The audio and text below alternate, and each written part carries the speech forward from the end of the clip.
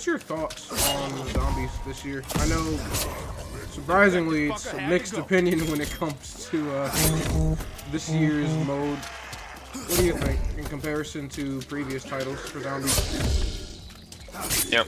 I know for a fact that this is definitely one of my favorite zombies as of right now, despite only having it only one, despite the fact that it only has one map as of right now with a couple of other game modes. But the way the devs have executed everything, you know, progression carrying over from zombies to multiplayer, the new pack-a-punch system was done really well. The way that perks worked as well, having extra abilities for like each and every one to help you survive longer rounds makes it much more fun. That's the big thing for me, is the way they updated the perks and the drops. Like, me and Nick have talked about this before, how like nothing feels useless anymore.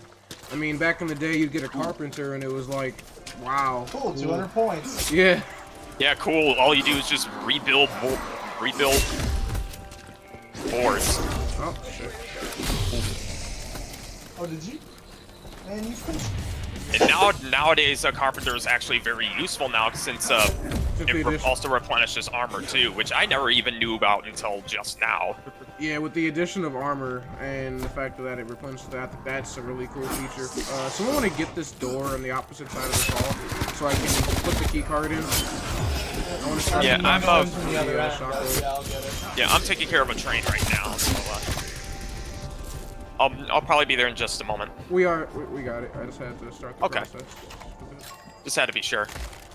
Scanning for decompressive isotopic restraint. I will say the one thing that my one grievance with zombies is the one map. I was really looking forward to getting a second map when the season 1 dropped. Turns out it's just the same map but Christmassy, which cool, I guess, but I was hoping for a little more. The other thing is I still don't like the fact that you can take direct damage while you have armor on. I feel like it kind of defeats the purpose. I feel like it should be like Warzone, where you don't take direct health damage until your armor's gone. Yeah, that's the one thing I really don't like as well.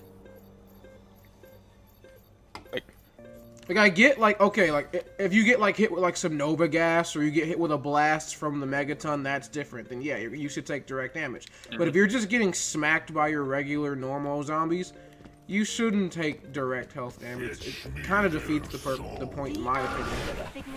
No.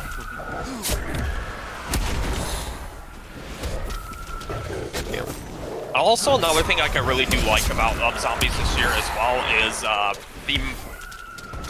the mods that you can apply for a pack-a-punch. You can upgrade them, and then it will make taking out hordes some miles easier. True. Yeah. Yep.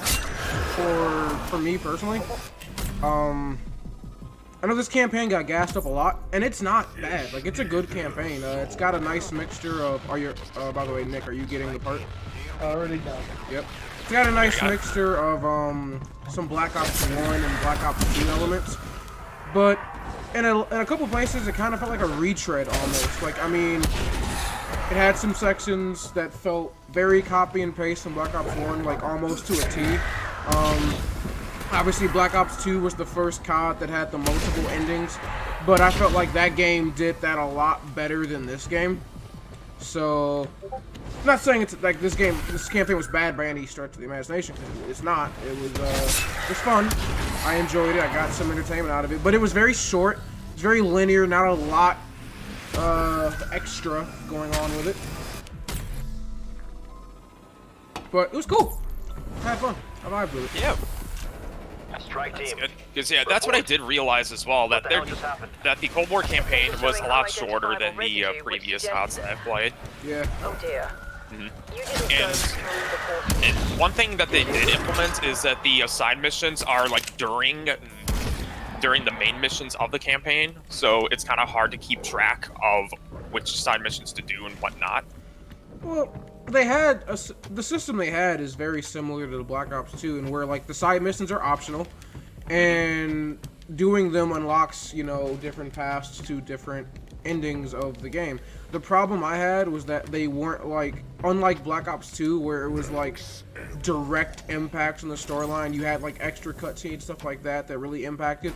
This, it felt very minor, especially like you just kind of got like an extra credit scene at the end of the game, and it was like just people talking over stuff like, cool, that's great and everything, but I don't know, I was expecting more. Now granted, I mean, we know, we understand that with everything that happened with Treyarch and Sledgehammer, the way this game was made, this is very short notice, so I don't blame them. I don't blame them. But yeah, it was nice to see some of the extra goodies that you did get from completing some of the side missions. I know during my playthrough, I ended up completing at least one of them and got like some intel and a revolver. I'm sure collecting all of them will of course impact the story a bit more. Yeah. No, I know a lot of this probably means nothing to Nick because he doesn't play COD campaigns. Oh, I get you. Not since Black Ops 1.